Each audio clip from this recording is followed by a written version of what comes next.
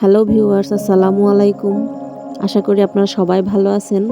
আজকে আপনাদের সাথে আমার বাড়ির একদম প্রিয় দেশি মুরগির একটি রেসিপি শেয়ার করব।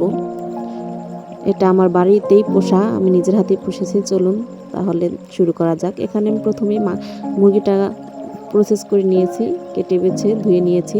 আর এখানে রান্নার জন্য মশলা, পেঁয়াজ কুচি, আদা রসুন বাটা এগুলো নিয়েছি। এখন কড়াইটা চুলার উপর দিয়ে দেব। কড়াইয়ে কিছুটা তেল দিয়ে দেব, তারপর দিয়ে দেব পেঁয়াজ কুচি,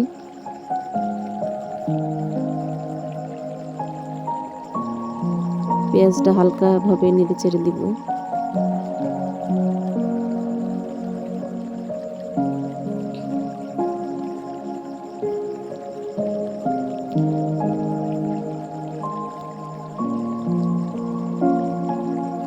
এখন এখানে কিছু গোটা মশলা অ্যাড করব। এখানে আছে এলাচ, দারুচিনি, লবঙ্গ। এটা দিয়ে একটু ভালোভাবে নেড়ে চেড়ে নিব।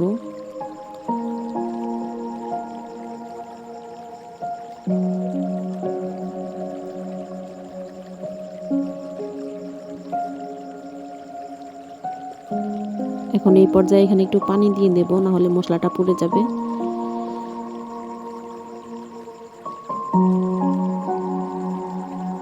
দিয়ে দেব তেজপাতা,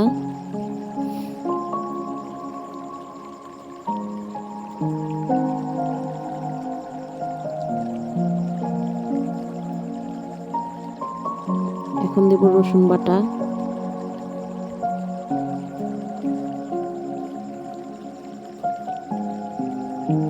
আদা বাটা, গরম মশলা বাটা, জিরা বাটা।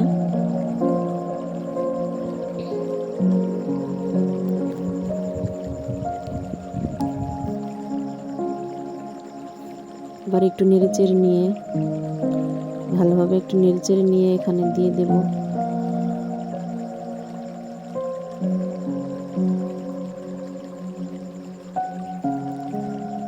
ভালোভাবে নেড়েচেড়ে নিয়ে এখানে এখন দিয়ে দেব মরিচের গুঁড়া পরিমাণ মতো,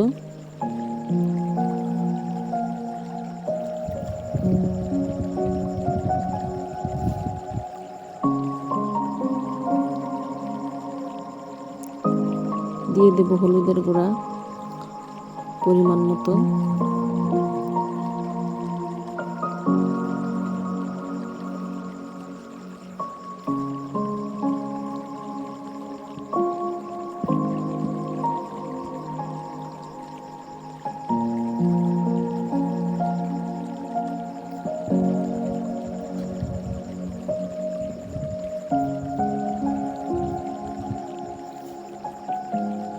এরপর দিয়ে দেব লবণ। এবার ভালো করে মশলাটাকে আমি কষিয়ে নেব। দেখছেন মশলাটা কষানো হয়ে গেছে, তেল উপরে চলে আসছে। এই পর্যায়ে আমরা মাংসটা দিয়ে দেব।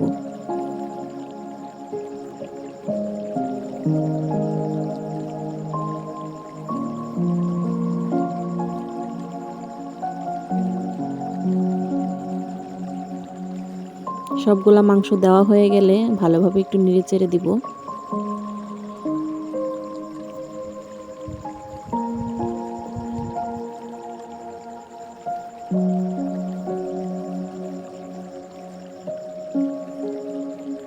এই পর্যায়ে এখানে একটু পানি দিয়ে দেব কষানোর জন্য। এবার ঢাকনা দিয়ে এটাকে একটু ঢেকে দেব কষানোর জন্য।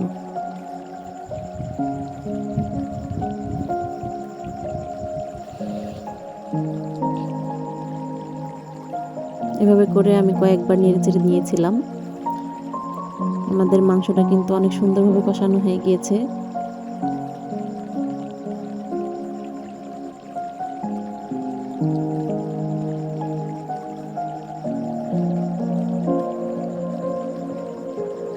এখন আমি এখানে পানি দিয়ে দেব সম্পূর্ণ রান্না করার জন্য।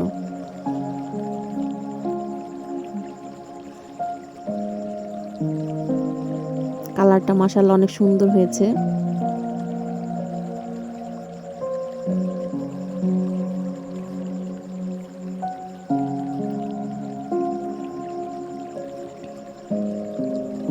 পানির পরিমাণটা একটু বেশি লাগবে, কারণ দেশি মুরগি একটু রান্না হতে একটু সময় লাগবে।